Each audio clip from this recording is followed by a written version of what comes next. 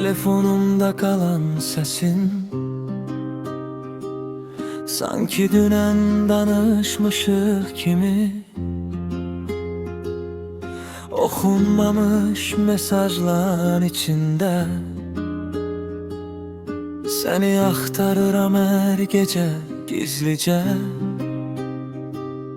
Salam necə sen yazmısan bir dəfə, ama cevap vermedim. İndi peşmanam belki.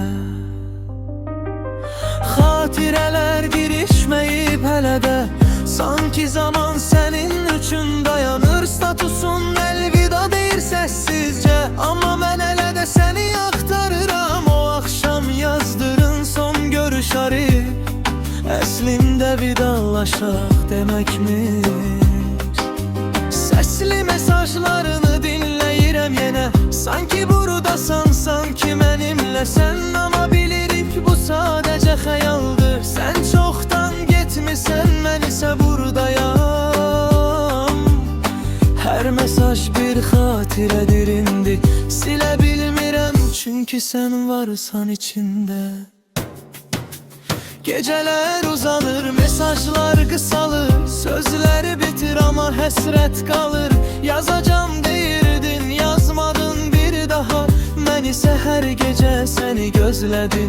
Bildiriş səsi gələndə ümidlənirəm, ama yenə sən deyilsən. Kırılmış ekran oxuyar səni, dili yoxda yine sükut necə ləf elərsən. Köhnə mesajlar içində itmişəm, səni tapmaq üçün özümü axtarıram. Bu mahnı sənə yazılmış bir mesajdır, oxusan da, oxumasan da, qəlbimdə həmişə oxunmamış qalacaqsan.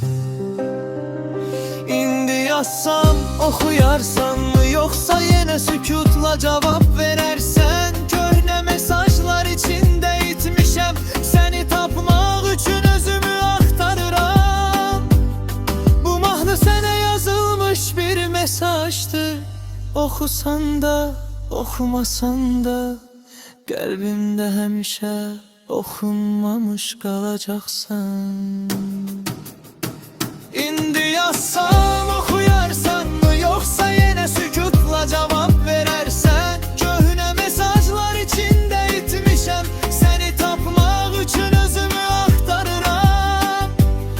Bu mahnı sənə yazılmış bir mesajdır, oxusan da, oxumasan da, qəlbimdə həmişə oxunmamış qalacaqsan.